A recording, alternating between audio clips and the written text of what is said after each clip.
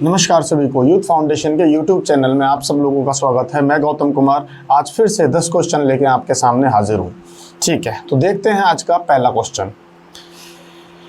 The features of fundamental rights in the Indian constitution partly derive their inspiration from the Bill of Rights which is enshrined in the Constitution of। ठीक है, भारत में मौलिक अधिकारों की अवधारणा bill of right से ली गई है, जो कि किस देश से लिए गए हैं? तो इसका करेक्ट आंसर है option number B. Option number B is the right answer. United States से भारत के जो संविधान में मौलिक अधिकार हैं, जो भाग 3 में वर्णित हैं, जो आर्टिकल 12 से लेके 35 तक है, आर्टिकल 12 to 35 फंडामेंटल राइट्स की जो अवधारणा है हमने यूएस कॉन्स्टिट्यूशन से ली है। देखते हैं नेक्स्ट क्वेश्चन क्या है। Which of the following articles the right to citizenship from the people who came to India from Pakistan is mentioned. निम्नलिखित में से किस अनुच्छेद में पाकिस्तान से आए लोगों को नागरिकता देने का प्रावधान किया गया है? तो इसका करेक्ट आंसर है option number C is the correct answer. जैसा कि आपको पता है, जब भारत आज़ाद हुआ तो 2 देश बने थे, एक बना पाकिस्तान और एक बना इंडिया। तो कुछ लोग जो पाकिस्तान से भारत आए थे उनके लिए नागरिकता देने का प्रावधान अनुच्छेद 6 में किया गया। What type of citizenship is provided by the Constitution of India? निम्नलिखित में से किस प्रकार की नागरिकता भारतीय संविधान द्वारा प्रदान की जाती है? तो इसका आंसर है option number B. Option number B is the correct answer.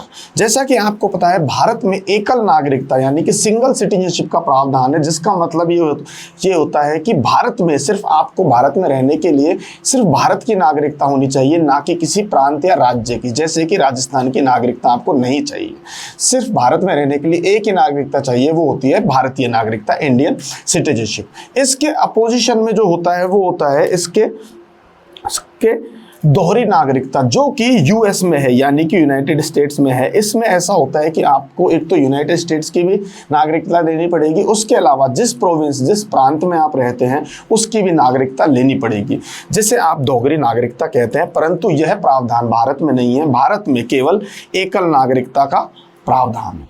देखते हैं नेक्स्ट क्वेश्चन क्या है। नेक्स्ट क्वेश्चन है, एकल नागरिकता की अवधारणा किस देश से ली गई है? The concept of single citizenship is taken from which constitution? तो इसका आंसर है ऑप्शन नंबर ए। जैसा कि अभी आपको पिछले क्वेश्चन में मैंने बताया एकल नागरिकता क्या होती है, और इंडिया ने ये जो प्रावधान है ये यूनाइटेड किंगडम के संविधान से लिया है। नेक्स्ट क्वेश्चन देखते हैं आप। Which part of the Indian Constitution tells about citizenship? इनमें से संविधान का कौन सा भाग सिटीजनशिप यानी कि नागरिकता के बारे में बात करता है?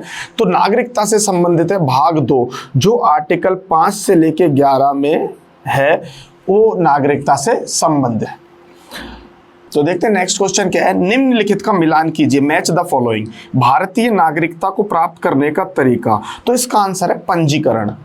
पंजीकरण एक तरीका होता है, जैसा कि आपको पता है कि नागरिकता अधिनियम 1955 के अनुसार, सिटीजनशिप एक्ट 1955 के अनुसार नागरिकता को पाने के, भारतीय नागरिकता को पाने के 5 तरीके होते हैं, और पंजीकरण उसमें से एक तरीका है। सेकंड, इसमें भारतीय नागरिकता को अंत करने का तरीका, तो इसका है ए, वंचित करने पर।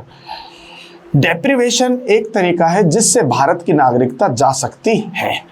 और लास्ट इसमें दे रखा है मूल अधिकार, विधि के तहत समता तथा विधियों के समान संरक्षण। जैसा कि आपको पता है, मौलिक अधिकार संविधान के भाग 3 में वर्णित हैं, जो कि आर्टिकल 12 से लेके 35 तक हैं। तो उसमें से जो आर्टिकल 14 है, आर्टिकल 14 वो विधि के तहत समानता और विधि का समान संरक्षण की बात करता है। तो इसका आंसर होगा option number A is the correct answer.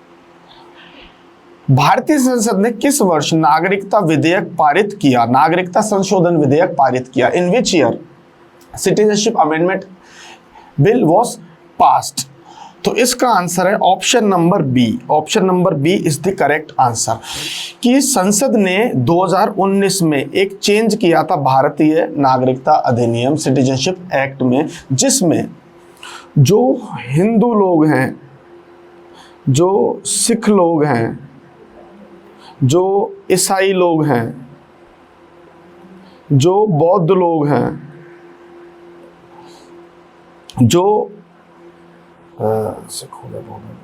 Jain लोग हैं और जो पारसी लोग हैं, जो 3 देशों से आए हैं, जो कि हैं बांग्लादेश, पाकिस्तान और अफगानिस्तान, तो उनके लिए इसमें नागरिकता देने का प्रावधान किया गया। नेक्स्ट क्वेश्चन देखते हैं, in which of the following countries constitutional powers are distributed between both centre and state. निम्नलिखित में से किस राज्य में शक्तियों का वितरण केंद्र और राज्य दोनों के बीच किया गया है? तो इसका आंसर है ऑप्शन नंबर डी। जैसा कि आपको बताया मैंने, भारत में संघीय प्रणाली है। संघीय प्रणाली का मतलब होता है कि शक्तियों का विभाजन होता है, एक तो सेंट्रल गवर्नमेंट के पास पावर्स होती हैं और दूसरी स्टेट गवर्नमेंट के पास पावर होती है। देखते हैं नेक्स्ट क्वेश्चन क्या है, which article of the Indian constitution mentions continuity of citizenship rights. भारतीय संविधान के किस अनुच्छेद में नागरिकता अधिकारों की निरंतरता का उल्लेख है? तो इसका आंसर है option number A is the correct answer. जो आर्टिकल 10 है वो यह कहता है कि कोई भी व्यक्ति जो भारत का नागरिक है वह भारत का नागरिक बना रहेगा, परंतु इसके संबंध में संसद कोई भी प्रावधान बना सकती है। If anyone who is citizen of India shall be continue to be citizen of India subject to the provision made by the parliament। और आज का लास्ट क्वेश्चन है, who among the following called the Indian constitution semi federal और quasi federal.